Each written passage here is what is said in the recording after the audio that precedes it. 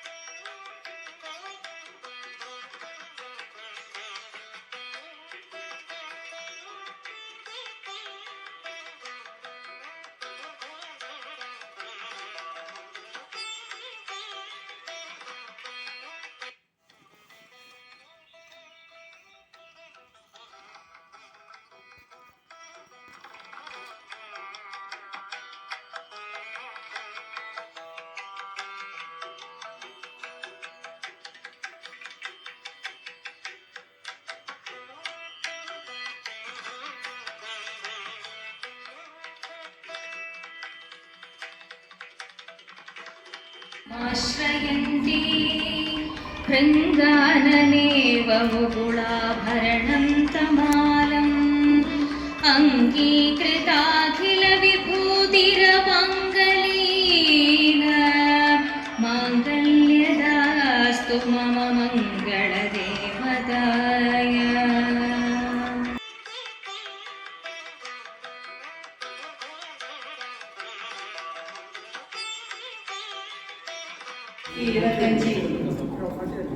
കാഞ്ഞങ്ങാട് ഉപസഭയുടെ വാർഷികവും കുടുംബ സംഘവുമാണ്.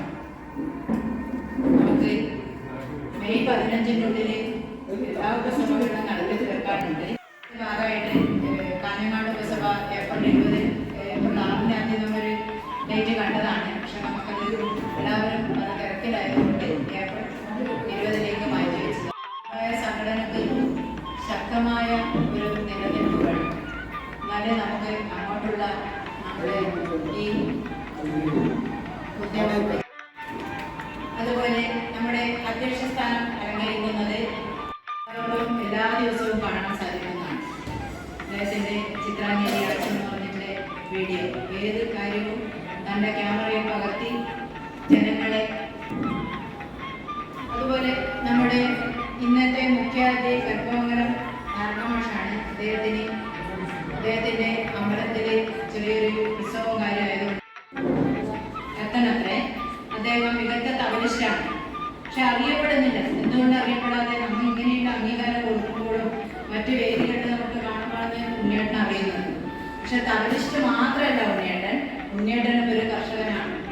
പശുവിനെ തെരഞ്ഞെടുപ്പ് കമ്മീഷണറും വേണം. അതുപോലെ നമ്മുടെ യോഗക്ഷേമ സഭക്കും ഒരു കമ്മീഷൻ. അപ്പോൾ AR അതിനെ സ്വാഗതം ചെയ്യും.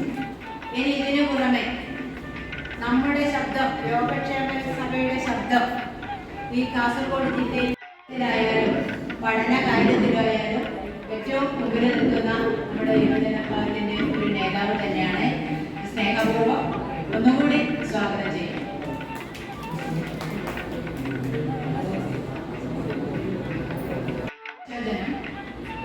ഒന്ന് നമ്മുടെ സുവർണിനി അന്തർജനം വാഴക്കോട്ട് കരിമ്പളപ്പിലെ സുബ്രഹ്മണ്യന്റെ അമ്മയാണ്.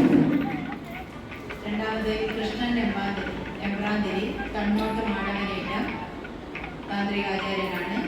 അദ്ദേഹവും നമ്മളെ വിട്ടുവരുന്നു. പിന്നെ അണലക്കാട്ടിലത്ത് പുല്ലൂര് നാരായണൻ നമ്പൂതിരി, അതുപോലെ മുൻപോട്ടുള്ള ഗോപാലകൃഷ്ണ ഭട്ട്. ഇവർ 4 പേരും ഈ നമ്മുടെ 2024-25 കാലയളവിൽ നമ്മെ വിട്ടുപോയി.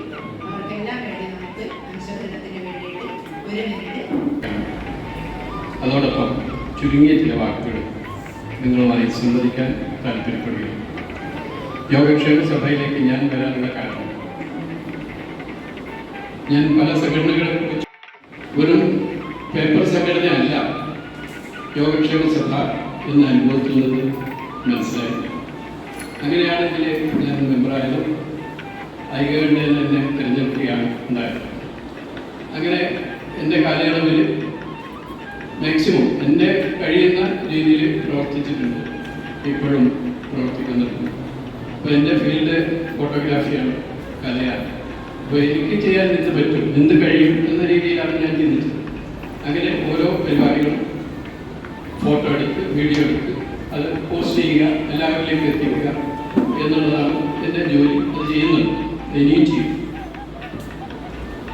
പതിവിന് വിപരീതമായി പലപ്പോഴും നമ്മൾ പ്രവർത്തിക്കുന്നുണ്ടെങ്കിലും അനാവശ്യമായ വിമർശനങ്ങൾ വളരെ ഉത്സാഹപ്പെടുത്തുന്ന ഒരു സത്യമാണ്. അപ്പോൾ നമ്മൾ പ്രവർത്തിക്കുക, പ്രവർത്തിച്ച് വിമർശിക്കുക, അല്ലാതെ നമ്മൾ വെറുതെ വിമർശനം കൊണ്ട് കാര്യമില്ല. വിമർശനം ആവാം ഏത് കാര്യത്തിൽ. ശ്രീ യേശുദാസിനെ പോലും വിമർശിക്കുന്നവരാണ്, ഒന്ന് മൂളിപ്പാട്ട് പാടാൻ പോലും കഴിയാത്തവരാണ് യേശുദാസിനെ വിമർശിക്കാൻ. അപ്പോൾ അങ്ങനെയാണ് നമ്മുടെ സമാജത്തിൻ്റെ അവസ്ഥ. വെറുതെ എന്തെങ്കിലും പറഞ്ഞുകൊണ്ട്, പക്ഷേ ആ രീതിയിലുള്ള അനാവശ്യമായ വിമർശനങ്ങൾ നമ്മൾ ഒഴിവാക്കുക. കഴിയെങ്കിൽ പ്രവർത്തിക്കുക, ഇല്ലെങ്കിൽ ഉണ്ടാക്കുക. ഒരു പ്രവർത്തനവും ഇല്ലാതെ വെറുതെ എന്തെങ്കിലും പറഞ്ഞുകൊണ്ട് അത് ചിലരുടെ ഒരു ഹോബി, അത് ശരിയല്ല. പ്രവർത്തിക്കുക, പ്രവർത്തിച്ച് എന്തെങ്കിലും പ്രശ്നമുണ്ടെങ്കിൽ നേരിട്ട് പറയുക, സഭയിൽ വരിക, മീറ്റിങ്ങിന് വരിക, അവിടെ അഭിപ്രായം പറയാം. അല്ലാതെ വാട്സപ്പിൽ വന്നിട്ട് അതങ്ങനെയായി, കുത്തില്ല, ഓമയില്ല, ഇങ്ങനെയുള്ള കാര്യങ്ങളൊക്കെ നമ്മൾ ഒഴിവാക്കുക. അതായത് പ്രവർത്തിക്കുന്നവരുടെ ഉത്സാഹപ്പെടുത്തുന്ന വിമർശനങ്ങൾ അത് ഒഴിവാക്കി തന്നെ വേണം. അതാണ് എനിക്ക് പറയാനുള്ളത്. എല്ലാ എന്തെങ്കിലും ചോദിക്കുമ്പോൾ തിരക്കിലാണ്. എന്താ തിരക്ക്? ഒന്നുമില്ല. തിരക്ക് ആർക്കും തിരക്കില്ലാത്ത ഒരു മനുഷ്യനുണ്ട്. നിങ്ങളൊരു കൂലിപ്പണിക്കാരനെന്ന് അന്വേഷിച്ചു നോക്കും, ഒരു പണിക്ക് എന്തെങ്കിലും ഒരു വർക്കിന് അന്വേഷിച്ചു നോക്കും, ഒരാളെ കിട്ടും. അതാണ് അവസ്ഥ. അപ്പോൾ ആർക്കും തിരക്കാതെ, നമ്മളും തിരക്കില്ലാത്തതല്ല, ഇഷ്ടംപോലെ തിരക്കുണ്ട്. ആ തിരക്കുകളൊക്കെ മാറ്റി വെച്ചിട്ടാണ് നമ്മൾ സഭയുടെ പ്രവർത്തനങ്ങൾക്ക് വേണ്ടി നടക്കുന്നത്. ഇപ്പോൾ ഒരു വീഡിയോ, എൻ്റെ മേഖല വീഡിയോ, ഒരു സ്ഥലത്ത് പോയി അവിടെ ആ നല്ല ലൊക്കേഷൻ അതെല്ലാം നോക്കി എടുത്ത്, ഇതിന് ഒരുപാട് പിന്നിൽ ഒരുപാട് അധ്വാനമുണ്ട്, വെറുതെ ഇങ്ങനെ ആവുന്നതല്ല. അപ്പോൾ അത് നമ്മൾ മനസ്സിലാക്കുക. കഴിയുമായി ബന്ധപ്പെട്ടവർക്കറിയാം അതിനെത്ര പ്രയാസമുണ്ട്. ഇപ്പോൾ മടിയൻകൂലത്ത് നമ്മൾ പാട്ടുത്സവത്തിന് ഷൂട്ട് ചെയ്യാൻ പറ്റും. അവിടെ നിന്ന് തിരിയാൻ സ്ഥലമില്ല. എന്നാൽ പോലും നമ്മൾ അതിൻ്റെ ഇടയിൽ അവരെല്ലാം പരിചയക്കാരെ കോണ്ടാക്ട് ചെയ്ത് വളരെ കഷ്ടപ്പെട്ടിട്ടാണ് ആ സാധനം എടുക്കുന്നത്. എന്നിട്ട് അതൊക്കെ ഇതും യോഗക്ഷേമ സഭയായിട്ട് എന്ത് ബന്ധപ്പെട്ട് ചോദിച്ചിട്ടുണ്ട്. അതൊരിക്കലും ചെയ്യരുത്. നേരെ മറിച്ച് തിരുവനന്തപുരമുള്ള ഒരാളെന്ന് പറയും, നമ്മുടെ സഭാപ്രവർത്തനങ്ങൾ പിന്നെ സഭയുടെ ഗ്രൂപ്പിലിട്ടപ്പോൾ എറണാകുളത്ത് നിന്ന് ഉള്ള വ്യക്തികൾ വളരെ നല്ല അഭിപ്രായം പറയും, കാസർഗോഡ് ജില്ലയിൽ നിന്നുള്ളവർ വിമർശിക്കുകയും ചെയ്യുന്ന ഒരവസ്ഥയാണ്. എങ്ങനെയാണ് ഇത് നമ്മൾ ഉൾക്കൊള്ളേണ്ടതെങ്കിൽ? അപ്പം അത്തരം അനാവശ്യ വിമർശനങ്ങൾ കഴിയുന്നത് ഒഴിവാക്കുക. ഞാനല്ലെങ്കിൽ മറ്റൊരാൾ ഈ മേഖലയിൽ പ്രവർത്തനത്തിന് വരും, പക്ഷെ അതല്ല, നമ്മളൊരിക്കലും ആവശ്യമില്ല അടിസ്ഥാനരഹിതമായ വിമർശനങ്ങൾ ഒഴിവാക്കുക തന്നെ വേണം. ഇന്നത്തെ പരിപാടിയുടെ ഉദ്ഘാടനത്തിന് ശ്രീ ബിന്ദു മുരകന്റെ ആദരപൂർവ്വം ക്ഷണിക്കുക.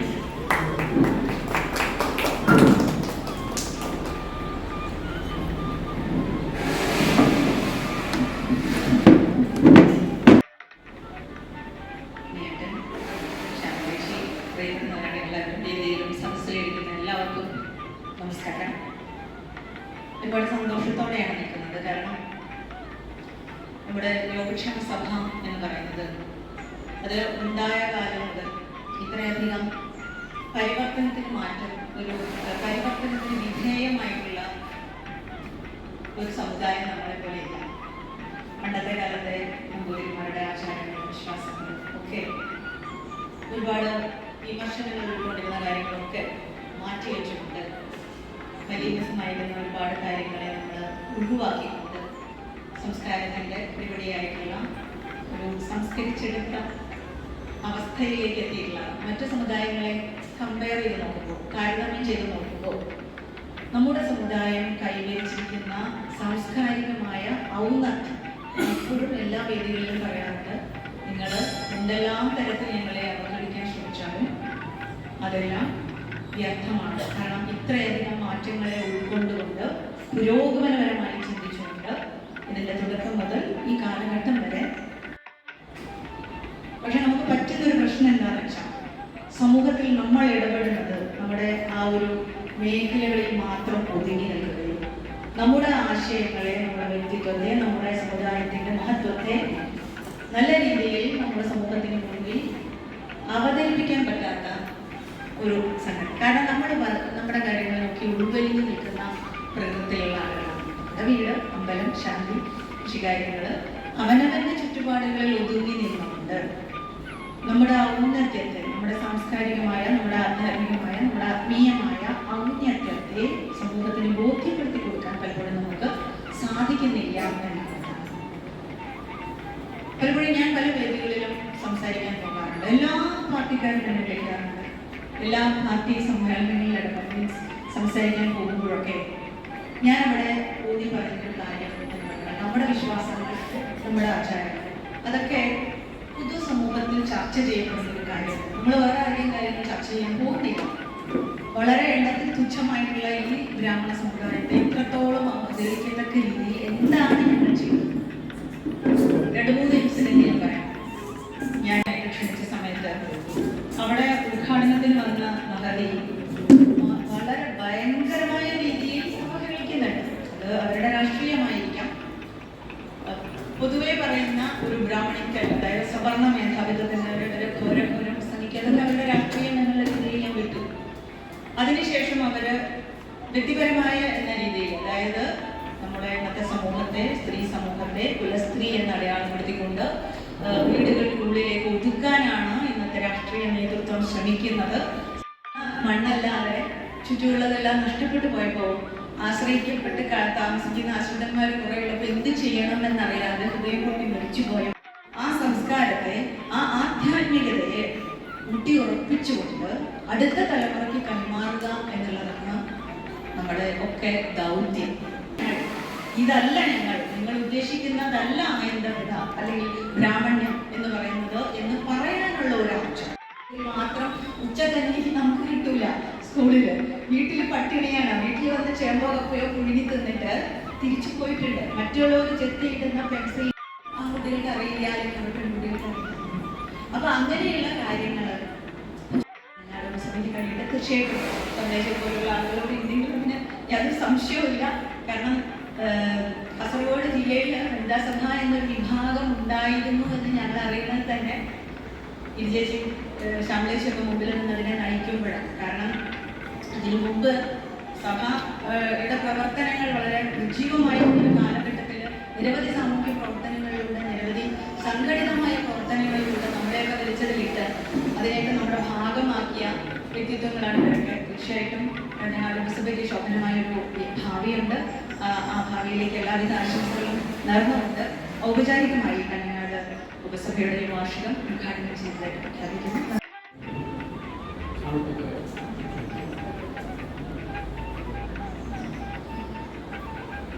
എല്ലാവർക്കും നമസ്കാരം. 2024-25 വർഷത്തെ പ്രവർത്തന റിപ്പോർട്ടാണ് ഇവിടെ അവതരിപ്പിക്കുന്നത്.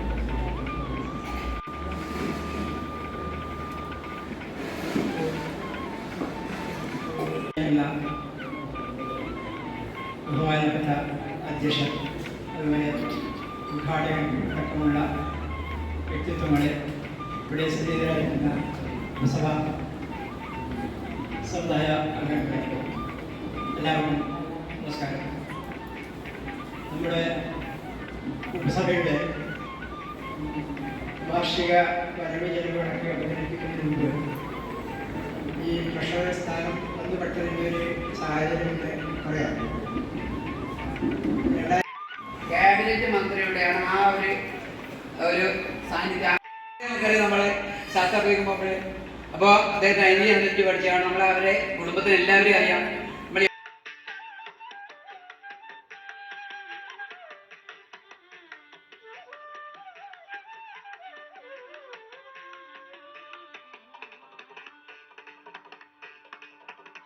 വനിതാരത്ന ജേതാവ് 2025 കളക്ടറേറ്റിൽ നിന്നാണല്ലേ നമ്മൾ ഇന്ന് കാണിയോട്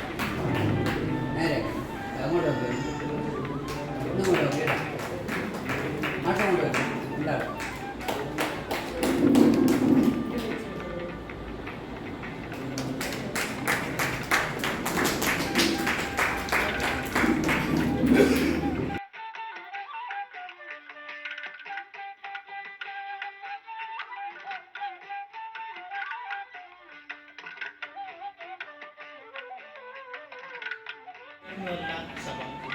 10-15 പേർ ചേർന്നതാണ് ഒരു സഭ എന്ന് പൊതുവെ ഉദ്ദേശിക്കുന്നത്. അതുകൊണ്ട് ഈ സമ്മേളനത്തിൽ എൻ്റെ എല്ലാവിധ ആശംസകളും പറയുന്നു. ശരിക്കും പറഞ്ഞാൽ ഒരു പ്രവർത്തനവും ഞാനായിട്ട് ചെയ്യുന്നതല്ല. ശ്യാമള എന്താണോ പറയുന്നത് അതിനനുസരിച്ച് എന്തെങ്കിലും അത്യാവശ്യം ചെയ്യും എന്നേ ഉള്ളൂ.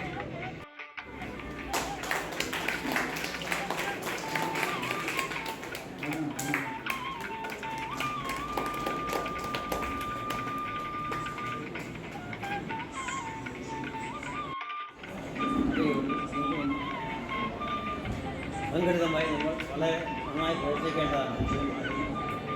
ഇരിക്കുന്ന അതുപോലെ തന്നെ ക്ലാസ്സിലിരിക്കുന്ന എല്ലാ കുട്ടികളും എൻ്റെ കൈ ഒപ്പിച്ച് അദ്ദേഹം തബലിസ്റ്റല്ലെങ്കിലും യക്ഷാനത്തിലോ ഒരു വാദ്യ കളിയായി കണ്ടുള്ളൂ. തബല എന്നൊരു ഉപകരണം അയാൾ കൈകാര്യം ചെയ്തോ അയാൾക്കറിയുന്ന ഒരു വിദ്യ പറഞ്ഞു. സഭയുടെ സംഘാടക പ്രവർത്തകർക്കും വേദിയിലിരിക്കുന്ന വിശിഷ്ട വ്യക്തികൾക്കും പിന്നെ ഇന്നിവിടെ എത്തിച്ചേർന്ന എല്ലാ സുഹൃത്തുക്കൾക്കും എൻ്റെ നമസ്കാരം. വളരെ സന്തോഷമുണ്ട് ഇങ്ങനെ ഒരു വേദിയിൽ ഇങ്ങനെ ഒരു അനുമോദനം ഏറ്റുവാങ്ങാൻ പറ്റിയതിൽ.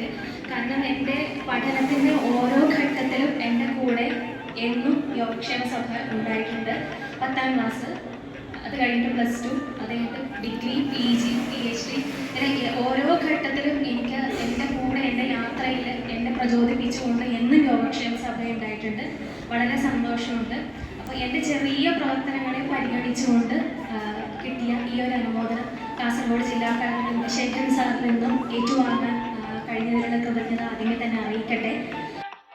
ഇനി അങ്ങോട്ട് കൂടുതൽ സാമൂഹിക പ്രതിബദ്ധതയോടുകൂടി പ്രവർത്തിക്കണം എന്നുള്ള ഒരു ഉൾവിളിയായിട്ടും കൂടുതൽ നന്മകൾ ചെയ്യണമെന്നുള്ള ഒരു ഓർമ്മിപ്പിക്കൽ കൂടിയായിട്ട് ഞാൻ ഈ ഒരു ആശംസ, ഈ ഒരു അനുമോദനത്തിനെ ഹൃദയത്തിനുള്ളിലേക്ക് എടുക്കുകയാണ്. എല്ലാവർക്കും നന്ദി.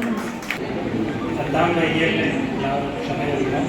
ഒന്ന് ഞങ്ങൾക്കൊരു ക്ലാസ് ഉണ്ടായിരുന്നു, തങ്ങോട്ട് ലഹരി ബോധവൽക്കരണ ക്ലാസ്. ഇപ്പോൾ NCSലാണ് ഞാൻ വർക്ക് ചെയ്യുന്നത്. ഞാൻ അതിൻ്റെ വിമുക്തിയുടെ ജില്ലാ കോർഡിനേറ്ററുടെ ചാർജിലാണ്. അപ്പോൾ അതുകൊണ്ട് 2-3 പരിപാടികൾ നേരത്തെ ബുക്ക് ചെയ്തുകൊണ്ട് അതിനെ നിർത്താൻ കുറച്ച് വൈകിപ്പോയി. ഞാൻ ടീച്ചറോട് അന്ന് അറിയിക്കുമ്പോൾ തന്നെ 2 ദിവസം കഴിഞ്ഞപ്പോൾ ടീച്ചറെ വിളിച്ച് പറഞ്ഞിരുന്നു എനിക്ക് ഇങ്ങനെ ഒരു പ്രോഗ്രാമിൽ എത്താൻ വൈകുമെന്നുള്ള കാര്യം. അപ്പോൾ ഭട്ട് മാഷാണ് ഇന്നലെയാണ് വിളിച്ചത്.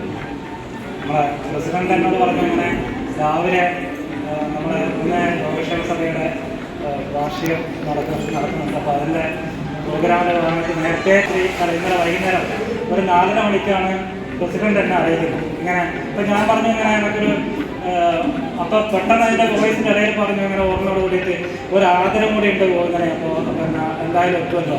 ഇന്നലെ വൈകുന്നേരം 4:30ക്കാണ് ഇങ്ങനെ ഒരു ആദരിക്കൽ ചടങ്ങ് പ്രസിഡന്റ് എന്നോട് സൂചിപ്പിക്കുന്നു. എന്തൊക്കെയാണ് വേണ്ടത്? 6 കമ്മിറ്റിയാണ് ഇവിടെ വേണ്ടത്. നമ്മുടെ ഒരു ഉപസഭയിൽ 6 കമ്മിറ്റി വേണം. കമ്മിറ്റിയല്ല, 6 വിഭാഗം. ഏറ്റവും പ്രധാനപ്പെട്ടത് മാതൃസഭ നിർവാഹക സമിതിയാണ്. കാഞ്ഞങ്ങാട് യോഗക്ഷേമ സഭ മാതൃസഭയുടെ നിർവാഹക സമിതി. അപ്പോൾ അതിൽ 15 മുതൽ 21 വരെ മെമ്പറാവും. 11 മുതൽ 15 വരെ മെമ്പറാവും.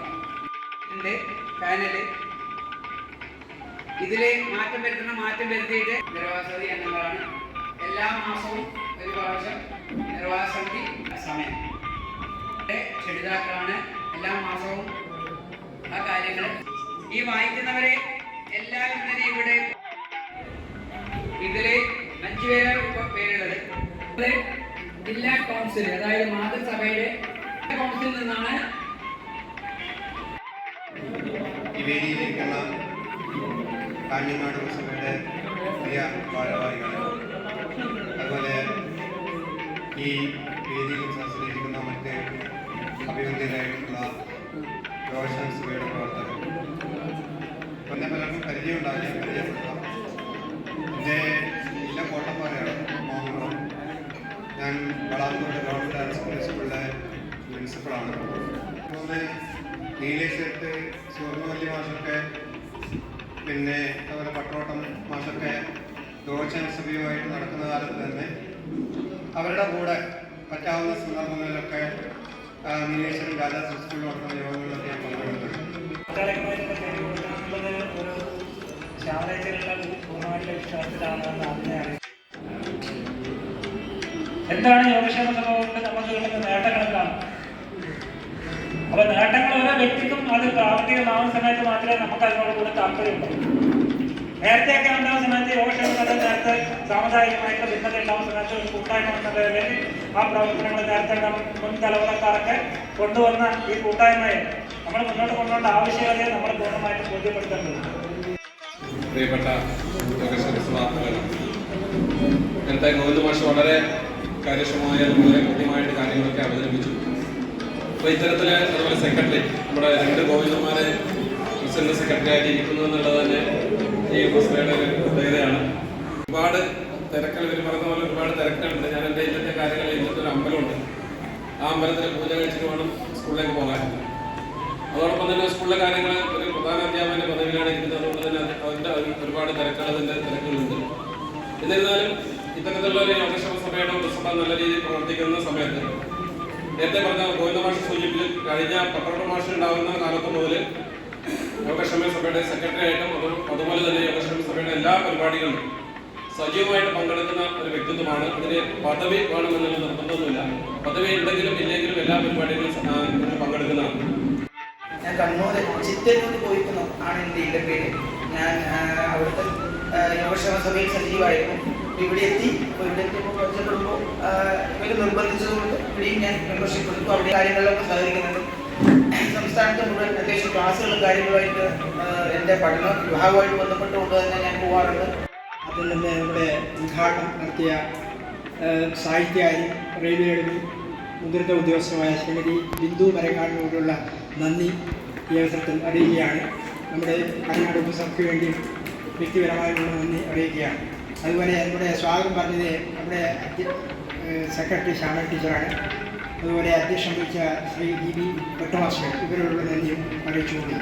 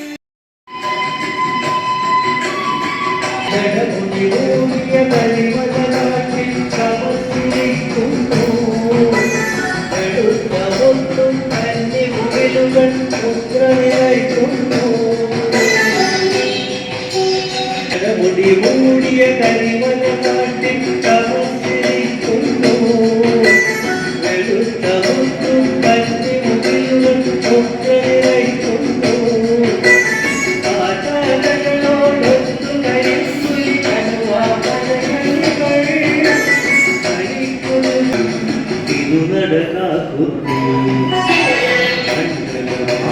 പുലരിക തൂക്കും പൂങ്കാവനമുണ്ടേ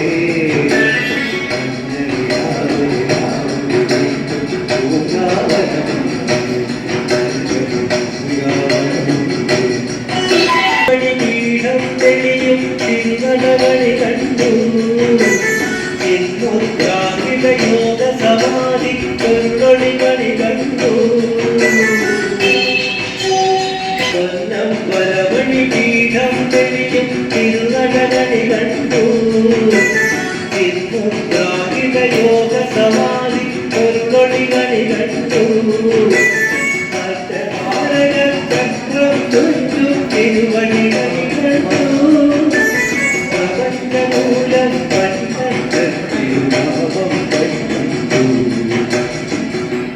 കണ്ടലമാസം പുലരികൾ തൂക്കും പൂങ്കാവനമുണ്ടേ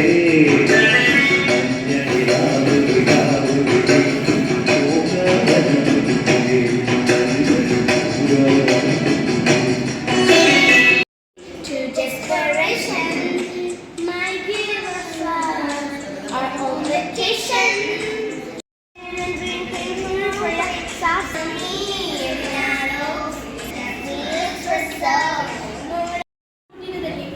ഇത്താത്ത ഒരു കഥ പറയുമെന്ന് കൊഞ്ചുന്ന എന്റെ സാമർക്കുട്ടിയുടെ ഉമ്മാന്റെ അതേ വാർത്ത ഇന്നലെ ആ വൃത്തികെട്ടായ പന്നികൾ കണ്ണിലൂടെ വലിച്ചിഴച്ചു കൊണ്ടുപോകുമ്പോൾ എന്റെ മോളേന്ന് തൊണ്ട പൊട്ടിക്കരഞ്ഞ എന്റെ ഉമ്മാന്റെ അതേ വാർത്ത. വടക്കൻ ഇറാഖിലെ കോച്ചോ ഗ്രാമത്തിൽ നിന്നും IS ഭീകരർ അടിമകളാക്കിയ ആയിരക്കണക്കിന് യസീദി പെൺകുട്ടികളിൽ ഒരു സമാധാനത്തിനുള്ള നൊബേൽ സമ്മാനം ലഭിച്ച മനുഷ്യാവകാശ പ്രവർത്തക നാദിയ മുറാദിന്റെ അസാധാരണമായ ജീവിതകഥ. എന്റെ ചുന്നലുമ്മ ഇന്ന് ഞങ്ങൾക്ക് ഒറ്റ പണി കഴിയൂലേ? ഞാനേ ഈ കാക്കാന്റെ വാണിന്റെ പുറകില് ഒരു പച്ചക്കറി ചാക്കുകൾക്ക് മേലെ റബ്ബർ ബന്ധം തുള്ളും പോലെ രണ്ടടാ രണ്ടടാ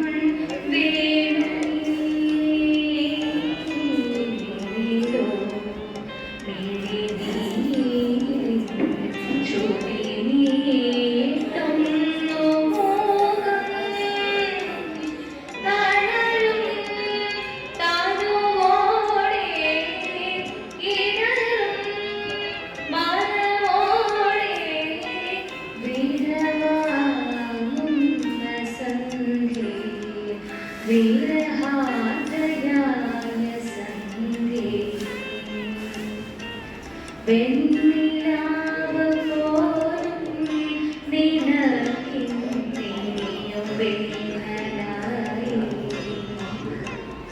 വരദരാജി വീട്ടും വസന്തം വർഷശോഭമായി നിന്റെ യാദഹൃദയം തൂവൽ ചില്ലുടഞ്ഞ പടവായി നിന്റെ യാദഹൃദയം തൂവൽ ചില്ലുടഞ്ഞ പടവായി ഇരുളിൽ പറന്നു മുറിവേറ്റു പാടുമൊരു പാവം പൂവൽ തിരിയായി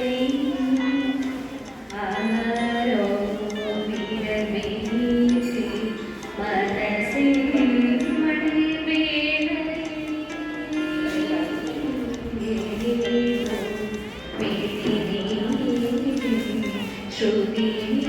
ശ്രുതിയേറ്റുന്നു മോഹം തളരും തരുവോടെ ഇടറും മനവോടെ വീണവാങ്ങുന്ന സംഗീതം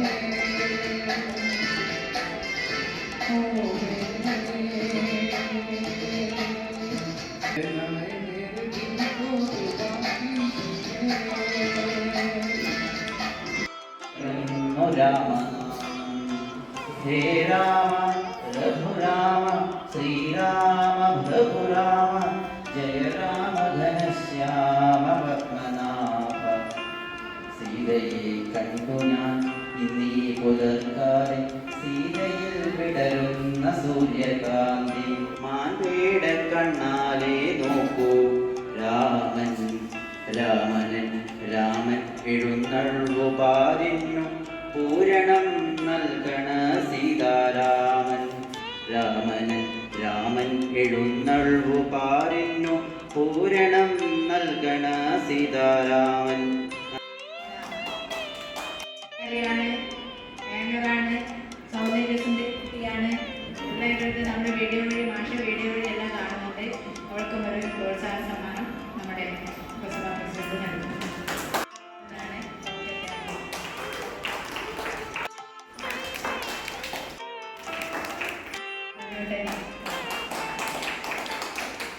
അടുത്തത്